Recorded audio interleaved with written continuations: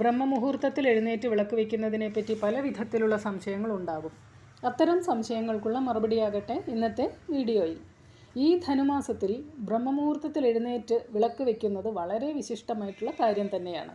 നമ്മൾ ആഗ്രഹിക്കുന്ന നല്ല കാര്യങ്ങൾ നടന്നു കിട്ടുന്നതിന് ധനുമാസത്തിലെ ബ്രഹ്മമുഹൂർത്തം വളരെ വിശിഷ്ടമായിട്ടുള്ള സമയമാണ്. ബ്രഹ്മമുഹൂർത്തത്തിൽ വിളക്ക് വയ്ക്കുമ്പോൾ നമുക്ക് നിറയെ സംശയങ്ങൾ വന്നുകൊണ്ടേയിരിക്കും.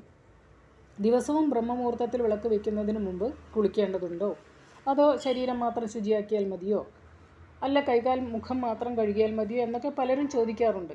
ധനുമാസത്തിലെ ബ്രഹ്മമുഹൂർത്തത്തിൽ എഴുന്നേറ്റ് വിളക്ക് വെച്ചാൽ നമ്മൾ ആഗ്രഹിക്കുന്ന നല്ല കാര്യങ്ങൾ നിറവേറ്റിത്തരുമെന്നാണ് ഐതിഹ്യം. ബ്രഹ്മമുഹൂർത്തം എന്നത് അതിരാവിലെ 3 മണി മുതൽ 5:15 മണി വരെ ആകുന്നു. ഈ സമയത്ത് പ്രപഞ്ചത്തിൻ്റെ ശക്തി വളരെ അധികമായിരിക്കും. പലർക്കുള്ള സംശയമാണ് നമ്മുടെ വീടിൻ്റെ പ്രധാന വാതിലിന് മുമ്പിൽ വിളക്ക് വെച്ച ശേഷമാണോ പൂജാമുറിയിൽ വിളക്ക് വയ്ക്കേണ്ടതെന്ന്.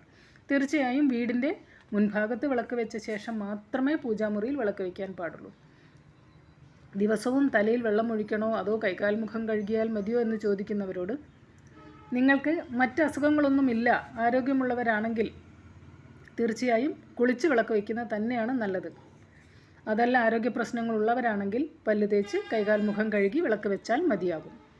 ദീപം പുരുഷന്മാർ വയ്ക്കാമോ എന്ന് ചോദിക്കുന്നവരുണ്ട്. തീർച്ചയായും പുരുഷന്മാർ ബ്രഹ്മമുഹൂർത്തത്തിൽ എഴുന്നേറ്റ് വിളക്ക് വയ്ക്കാവുന്നതാണ്.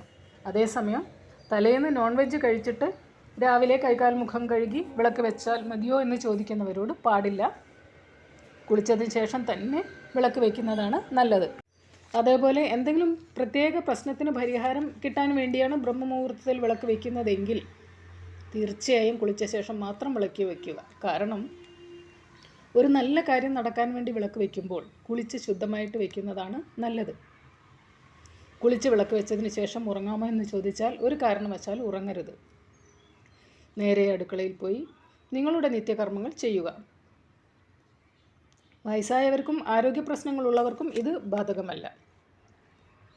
ബ്രഹ്മമുഹൂർത്തത്തിൽ എഴുന്നേറ്റ് ഒരു വിളക്ക് മാത്രം വെച്ച് അന്നത്തെ ദിവസം നിങ്ങൾ തുടങ്ങുകയാണെങ്കിൽ എല്ലാ ജോലികളും നിങ്ങൾക്ക് അന്ന് ചുറുചുറുക്കോടെ ചെയ്യാൻ കഴിയും.